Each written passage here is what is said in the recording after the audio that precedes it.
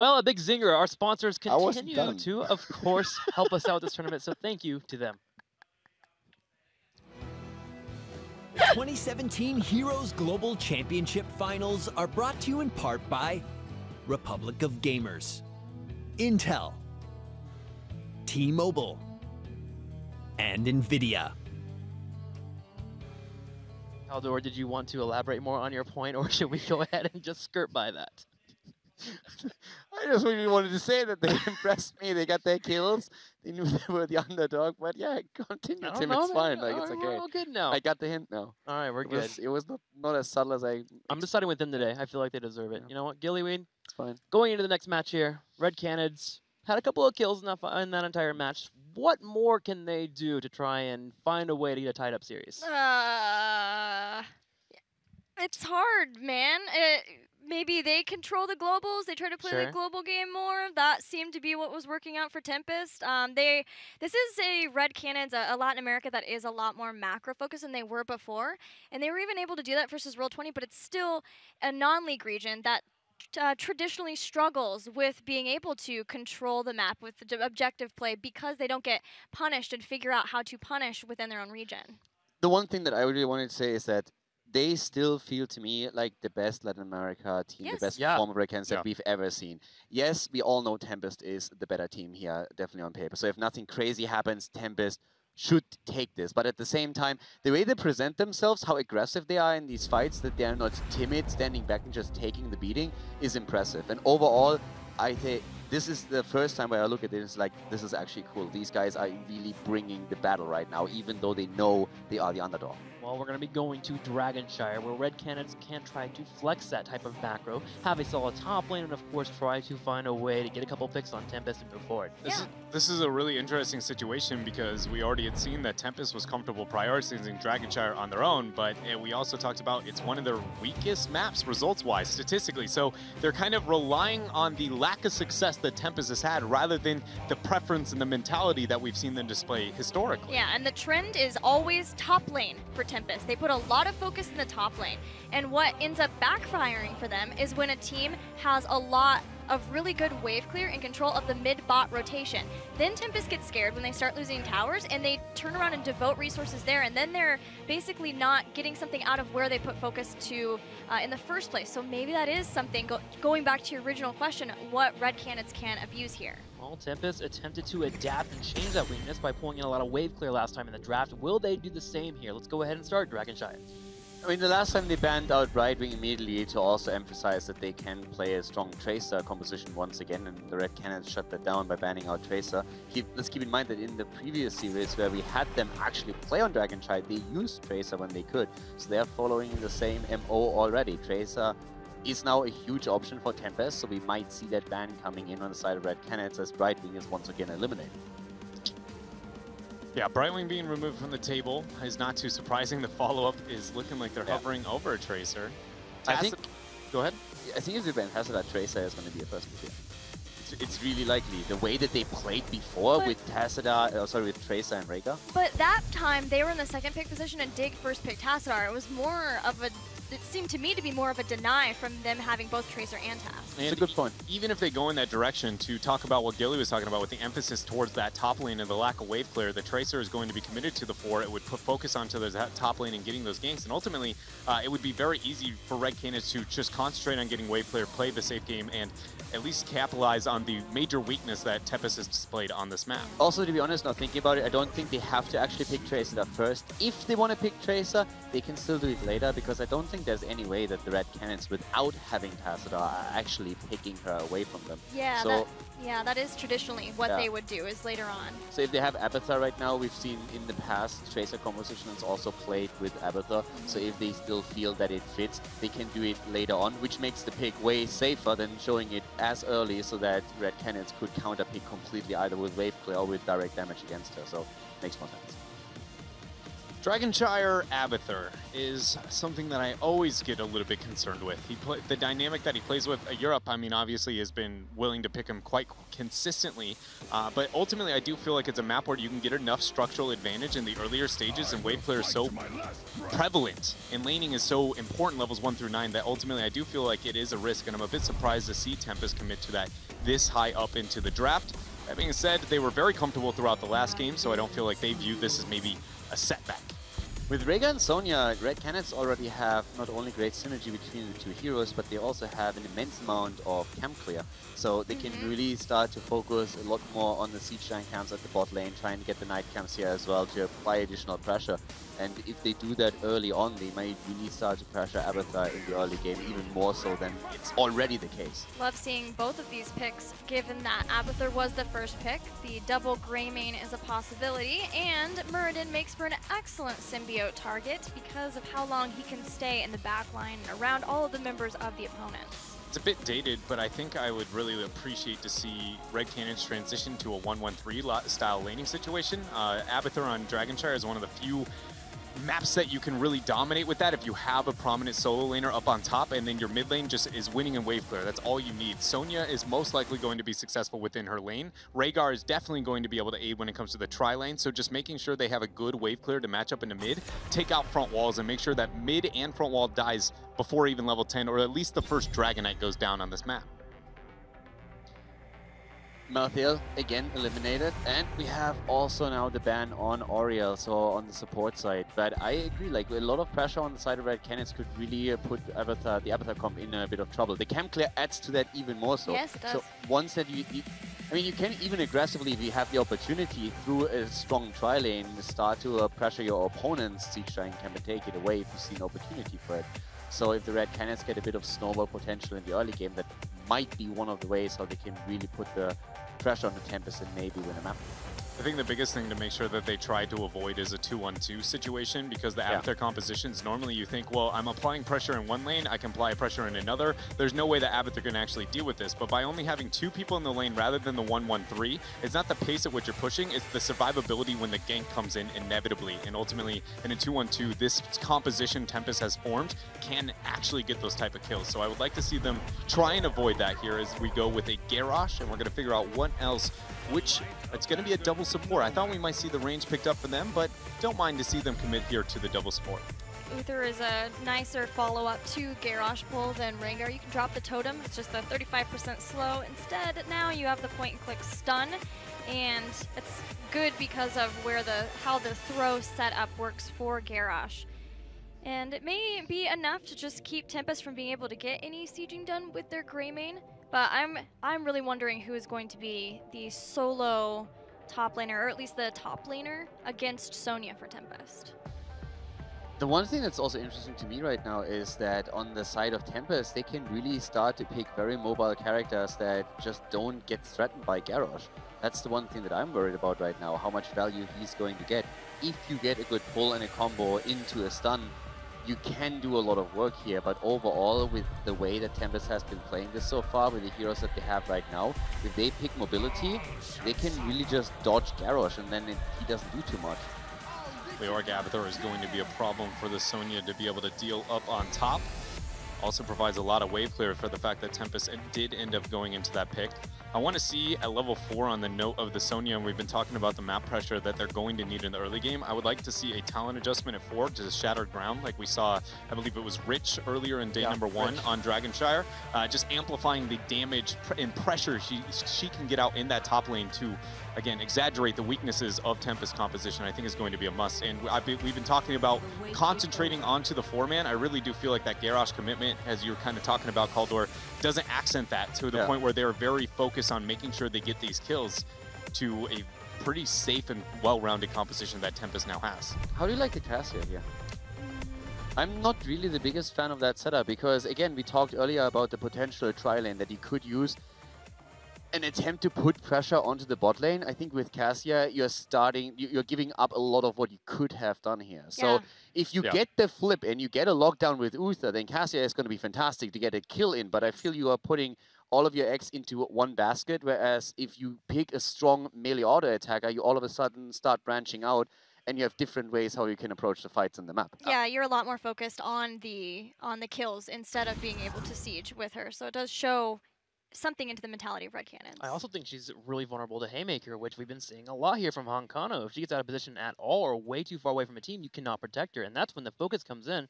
Actually focuses her down. So, bit of an odd pickup there at the end for the 5th pickup, but Red Canids have talked about it in the interview before. They love their double support and their double melees. They had that here with the Garrosh and the Sonya. This is their bread and butter. Will it be enough, Dredge? I want to say the answer to that is yes, but I just doesn't feel like that is the case. Because we've been complimenting the drafting of Red Canids, I feel like it's important to highlight that I feel like this draft is exactly what we typically expect from them, to have too linear of a win condition to be able to win the game, and that a better team will just go, well, as long as we avoid the Garrosh flip into the Cassia combo and the one-shot blow-up, we will be effective in this game. Even when you see that high Abathur that does have a weakness, if you don't exploit those type of things, ultimately it just, you can dance around it all day, and I feel like Tempest will do that here. Coming back to your point, Garrosh also in this tournament so far, I've been really surprised by a lot of the bans that we've seen early on against him, and I think as a high priority pick, he also doesn't really excel. This time he was picked a little bit farther down, but he's, in my opinion, with a good team can exploit his weaknesses too much that he always gets the value. So that willingness to always go into Garrosh here, I find that strange against a team that is supposed to be just like a level higher than you are currently. So I think Tempest is not going to fall into the trap to get completely obliterated by Garrosh comms, and they are going to use his weaknesses against the Red Canids. Well, it's time here to start the second game. Will we have the Red Canids go home, and will we have Tempest go forward to face against Roll20, or will we have a game number 3? Let's head over to Claris and Skimmy. Thanks very much, guys. Big fight feel here for Red Canids, who need to be able to put themselves on the map. Otherwise, they are done. Whereas on the other side, Tempest, especially with something like Lucio, they might just see Red Canids as a speed bump. Absolutely, man. 2 mana regions out so far. Are Red Canids going to be the third casualty amongst us right now as they come into their favorite map, a map which has shown difficulty for Tempest, but as the analyst desk does remind us, this composition looks a little bit too linear. Now let's get into it. Game number 2 about to begin here. Red Canids need to seize control and need to never let it go. As we get on to Dragonshire, Tempest here looking poised to try and take this and then push themselves to fight against Roll20. Skimmy, over to you, my friend. That's the one. Game number 2, this time on Dragonshire, with Tempest leading that best-of-3 series 1-0. And this is the team that you have to watch right now. Where are they going to go with this one? Jay Schritt, the childhood sweetheart, the favorite from Latin America. He is this time flexing it on Rhaegar, Fury Zero on Sonya, Mirez playing Acacia, Vieira supporting on Uther, and Chulin on Garrosh. Could be Jay Schritte's last game with this roster. Let's see if they can make it work. To the right-hand side, we have Tempest. Hyde will be on Lucio. H82 this time is on Leoric. Next up, Lockdown on Abathur. Up next, we have Sign on Muradin. And finally, to round things out, Honkono on the Grey main. So a little bit of a kind of change up in a spot for him here. Already the mind games come out there. Red Canids doing what typically is the norm by going through the mid lane. And as a result of seeing Tempest go for the split push and taking out those towers, they're going to respond in the mid lane. But right now, it's looking as if Tempest have got the get-go. Good power exploiting the fact that normally there is that clash in the mid. Abathur moved back, knowing that there is always that threat of Garrosh grasping him from across, and Leven just looking to put pressure onto Sign there, but he dwarf tosses away. Flip in, dwarf toss out. The mobility is going to be a big, big factor here, especially with the Lucio. I mean, you're going to see a lot of aggression coming out here in terms of jumping onto those targets, and once they find you, they are not going to run away. Jay Schritt is going to be the target here, but he gets tossed away. And the Carnage in mid lane will have to wait another day. Not too bad. If he'd have gone into those bushes, he could have taken a bit more damage from those two. Now he does it. Like a dog with a bone in the end. Gotta find him somewhere. The Kalaris curse knows no limits. You talk about a gust, it happens. You talk about a mine, it happens. And now a fight breaks out in the Bermuda Triangle. Don't you dare. Of all things, the Kalaris curse. If that occurs whilst I'm casting one series a day, we know that it's in full effect, my friend. Well, I mean, you're a voice actor at the moment, but you might be able to transition into movie acting with a Kalarisception. Oh, okay. All right, then. Let's get it going. As what do we have going on there? Actually, throw it to Honkono, but the thing is that you actually just saw how Honkono reacted to that. There aren't many great targets to throw. If you throw Muradin, there's the potential for the Dwarf Toss unless you actually get the stun follow-up. If you throw Leoric, Wraith walk away. even Greymane is someone who can launch himself the opposite way after he's been thrown, so... I mean, yeah, you're looking at that Lucio, the big component to try and assist in all three of those members' escape. Lucio gonna be that go-to target, but if he's alongside terrain, as you can see on your screen right now, he is gaining a rapid speed to also boost out of a scary situation. Yeah, I mean, we always compare Garrosh comps to, or at least I do, Garrosh comps to Stitches comps. So there's going to be that element where you want Uther to be with the Garrosh throw so that you can kind of stun afterwards, right? That would be a good follow-up, I think. Absolutely. And I mean, you can see right there, the skirmish tries to break out in the bottom lane, but we discussed it last series on Tales of Doom, the Abathur-Lucio interaction. You pop the hat on him, and suddenly Lucio becomes a bit of a threat to actually deal with. Yeah, definitely. It's a very, very strong, powerful duo that we've seen even prevalent in the past couple of days elsewhere. But Viera and Tulin spotting Sign. Sign doing the good old fake out to see if he can invade a camp. Interesting to note also, Mures has gone for the adaptation at level 4, not going to go for the blinding light, so if he gets stunned on out, nobody near him is going to be blinded, and you'd imagine that to be the go-to of Muradin. And Greymane jumping onto his face, looking for that execution star, but he has gone for the lifesteal, which caters into the idea that he wants to stick around and play for a while. A slow Dragon Knight phase, a slow Shrine phase here at the moment, although it has been wrestled away. Not easy to get that from Garrosh in the middle, but H82 at the moment, especially, as you mentioned, with that Abathur assistance, really doing a good amount of work in that top lane. I mean, top lane's a bit of an interesting matchup. Typically speaking, it's all won by if that Drain Hook connects or not, and if you've got the Abathur hat on top of that, that can patch some of this weakness that's happened since his rework, meaning that his early game has been significantly nerfed to a degree, but his mid to late game is now far, far stronger, so definitely keep your eyes on what is typically been speaking as a Sonya winning style. This Wraith walk forwards, very aggressive onto Fury Zera, can't quite get the kill. And you've got to bear in mind, with that hat, that was a 4-man attack, but they already got the 4 up here as well. That shows how much they've been dominating that top lane.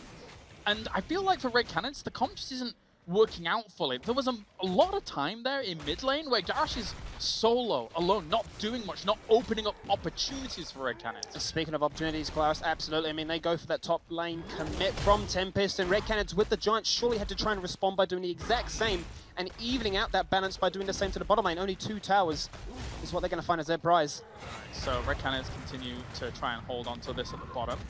It will be that train. He has been pushed as H82, but he'll happily just walk away. Or Viera and Honkona going for a fight. Viera quite deep there at the moment, being healed himself, trying to get him out of there. But Tulin, likewise, under a little bit of threat. Pops the unstoppable, and he will get away. All those members so low by RED Canids, but Tempest just cannot find the first one to take on down. But they will continue to control this bottom lane for the most part. The Shrine is definitely in their control. And something to talk about, it's Honkona this time on the Greymane. We briefly discussed it, I suppose, with the introductions at the start, but Sign, we don't know his thoughts as to whether Haymaker is that go-to or not. I'm going to say no. So maybe that happens. Put pressure on Fury Zera once again. Oh, and a few more little shots coming over across the wall. Nicely done. RED Canids trying to reinforce, but this could be fraught with danger here at the moment, as he's made himself unstoppable once again as Tulin to try and get out of here. It's a lot of good AoE damage that they put on towards Tempest.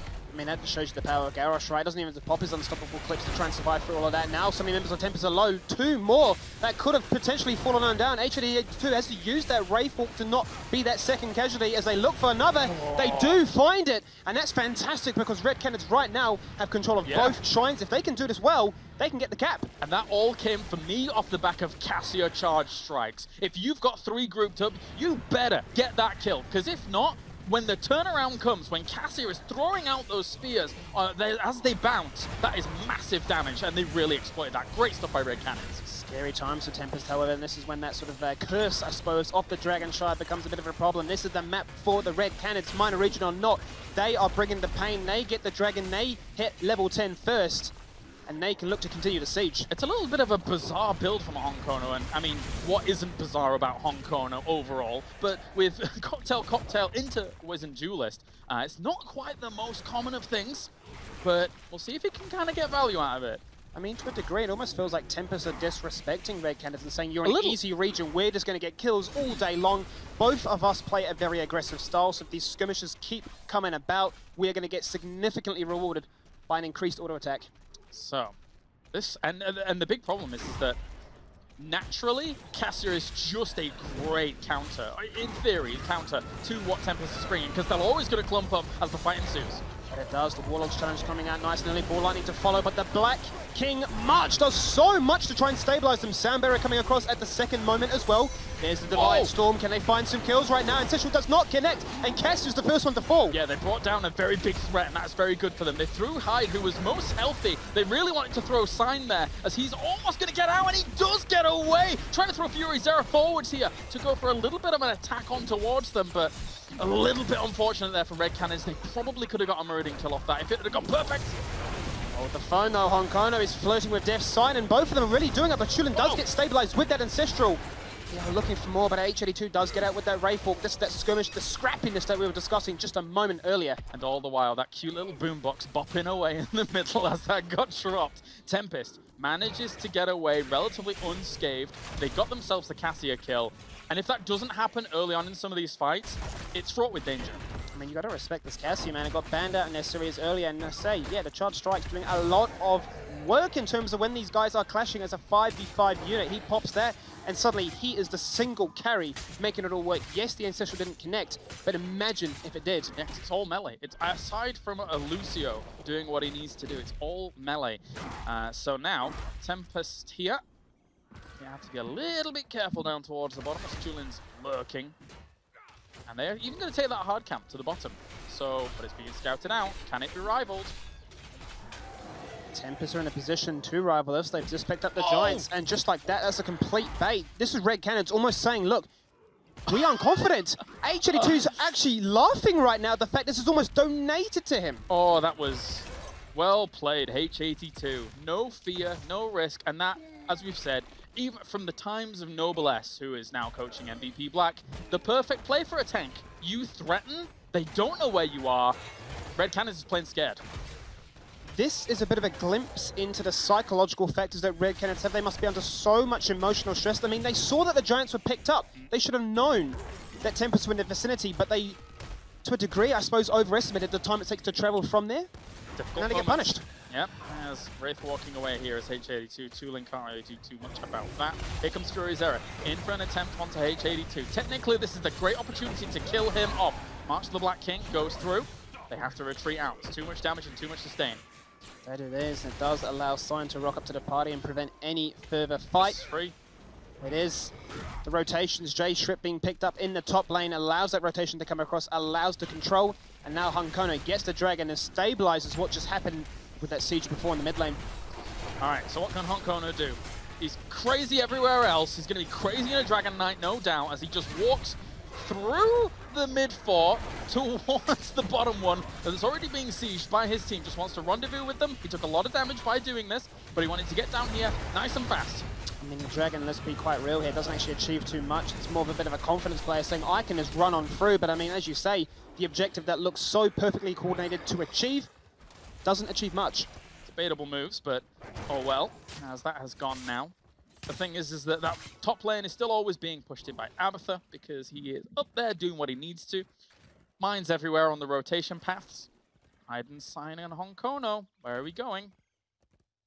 Hide and Sign now going to be playing a bit of hide and seek. I like that one. That was good. See what they can do down here. Not too much. Just cleaning things up and going to be removing. Like, the last maybe 30 seconds or so has been Tempest playing with vision. They have not shown too much. Now they've accidentally found a Leoric on this path down for mid. But overall, there was the potential that Tempest could have lashed out very aggressively if Red Canids had not respected the vision game that just happened. It was almost a bit like Tempest trying to force a mechanical mistake out of Red Canids by saying, well, we're not going to show ourselves. Are we on a camp? Are we pushing a lane? Are we hiding for that gank potential? Trying to respond to this Abathur, you saw the initial run up there to go towards it. But as you say, the 30 seconds, were those mind games and the positioning really the biggest factor? Cleaning that up, back to the Giants, and Red Canids look to rival this. It's a good opportunity. Tempest isn't 16 yet. This is the best chance, and this is what happened last time on Tales of Doom. They went for that fight as well, and now going to be looking to collapse onto it. Sign is there, Vieira is also there. The Warbreaker starts things off. Lockdown with that clone is getting aggressive. Mures is dropping low. He's the big component of this comp to try and make it work. He falls on down. Rhaegar the double kill to make sure that Tempest go for that 16. It's not going to be enough. One by one they fall. The Bermuda Triangle, lots of things happen there, and I tell you what, 4 people are going to fall. They are disappearing. Disappearing ships, and March of the Black King got massive value in this choke point. That's exactly what Tempest was looking for. It's a full team wipe, Skimmy. Red Canids is in disarray. It's not going to be the ace set and match based off that, but 5 people fall to the floor. 16 is there for Tempest. This time they've got Abathur taking the top. They've got HGC in the mid. The Dragon will be collapsed, and it will be taken to that bot lane to look for that keep. Yeah, they can do whatever they like at this point here. Red Canids is going to have to scramble for some semblance of defense, as they will head down towards that bottom, but unfortunately for them, a talent behind and a whole level away from it is very, very difficult for them. You can see Rhaegar at the top trying to clean up a little bit of the wave to start things off, but gotta soak and somehow hold on.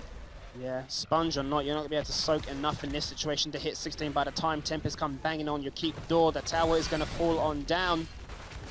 Furyzera gets amongst it to try and do as much damage to this as possible with those giants in the back line. They are quite low, but still, they're going to add a lot of sieging potential. Chillin, the one to be jumped upon. Oh, trying to go on to Sign there, but it's not going to be enough. They don't have the damage follow-up against the Muradin, especially with an Abathur on at the moment. The siege continues here for Tempest. They are absolutely running Red Canids ragged right now at this doorstep as Sonya tries to go in for the spin to win, but I don't think it's going to be enough. One stun, another stun. AoE circles across the board from both teams as they try and find some potential kill. Red Canids are hungry. They're still not 16 though. There's Ominous Wrath as well as Royal Focus here for H82. So if they keep chasing forwards, he can continue to be an absolute nuisance in this fight. They're going to try and turn it around. And that they do. The march comes across. They do find Greyman. However, this is fantastic for the Red Canids right now. If they can find more, they can get themselves back into this game. The respawn time is a longer, at least 50 seconds at this stage. So if they can try and find another, Furyzera is spinning to win. He's looking for that kill on towards Sign, but he's Avatar. He's not got that... He's not got the Haymaker. He is going to survive, and he is tanking on the world. The stun kept coming out from Sign there onto Furyzera, but he did really well to actually survive against that. The change in targets, though, constant pressure on Cassia and Furyzera, constantly alternating there, was Tempest to eventually win out this fight and push Red Canids back once again. I mean, that really has to be the power of Leoric, nullifying so much damage potential from the whole roster of Red Canids. You then got the healing static from the Muradin, plus Lucio just keeping everybody alive. Well, okay. Sorry, I was trying to give him a bit of praise, but then he just runs it down. Well, I mean, 4 for 2. It's all right. It's good here for Tempest. Red Canids there. They tried very, very well to get that fight. The best time that they possibly could have, or tried to, but unfortunately there was just really, really good split focus going on there.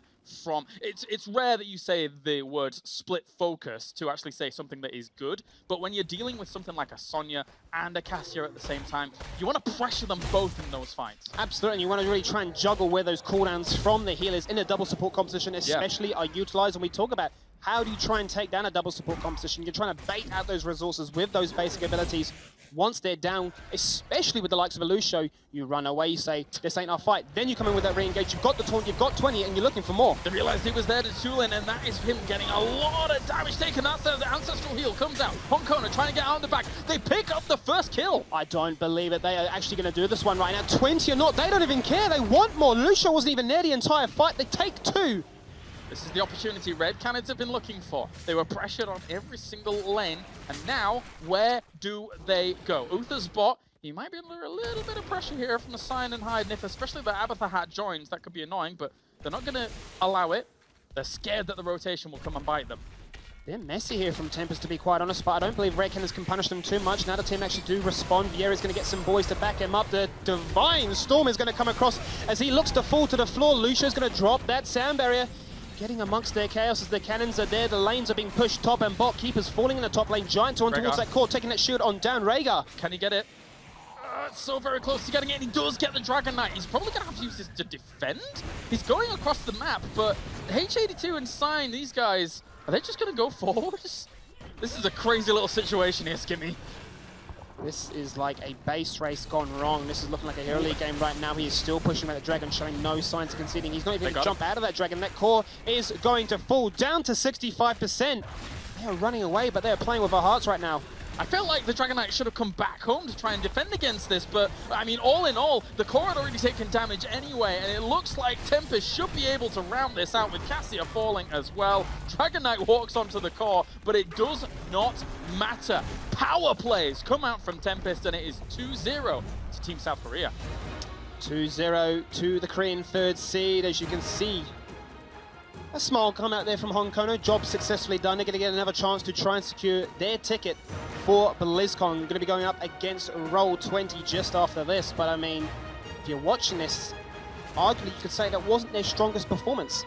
Not entirely, no. It was a little bit back and forth there, what we can see from it. And as much as Tempest now keeps themselves alive, commiserations go out obviously to Red Canids, who I feel we both will share the same sentiment, where if the group had been a little bit weaker, if it hadn't been a true group of death here out of the four, we definitely could have seen them do a lot more. 100%, and this really has been the biggest story, the narrative for the whole year for Red Canids. They put up these fantastic performances, but it tends to be against these behemoths of rosters, and hence why you look at it, and on a stat sheet you could say they've never won a series this year, but they damn well go close. Pleasure to catch you this gimme as we head back over to the analysis desk now to see what they think of the 2-0. Tempest will move forward to face off against Roll20 to see who will make it to Anaheim next week. But before we go, some parting thoughts about Red Canids. Caldor, do you have anything to say about the team? I have to echo again what I said after the first map already. I think this is definitely the strongest Red Canids that we've seen so far. Yes, they lost, but technically they lost in the base race on map number 2. They made it to the core. And honestly, if we had a different group, if this wasn't a group of death, I would be really interested to see how far they can go with this, because their drafting has significantly improved, the execution as well, and it was a lot of brawling, but they performed well. Dread, Gilly, any quick thoughts? I mean, I feel like I've shared the same sentiment on terms of like the grouping and whether or not they would have been more successful into a different group, but ultimately, I get torn because as a guy who actually enjoys just competition, I'm a huge fan of just competing against one another.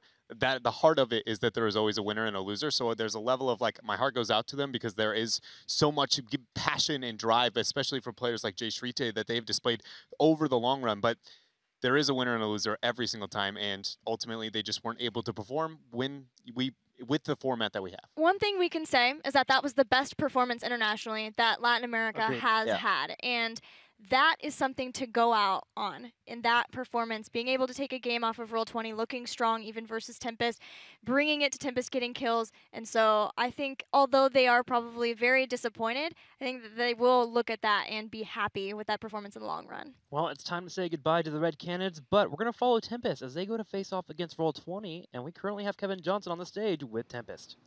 That's right, Tim. I'm standing here with none other than Hong Kono from Team Tempest. Congratulations, Hong Kono, to you and your team for this win over the Red Canids. I got to ask you, I know Tempest is a team that's been around for a while, but this is one of the first tournaments you've been in with Western teams since mid-2016. How has the experience been so far? 먼저 우승자 축하드립니다. 그리고 지금 템페스트 팀 같은 경우는 2016년부터 꾸준히 활동하고 있는 팀이고요. 그리고 최근에 지금 서양 팀과 경기를 많이 2016년 이후로 경기 안 했는데요. 서양 팀들에 대해서 어떻게 생각하시나요?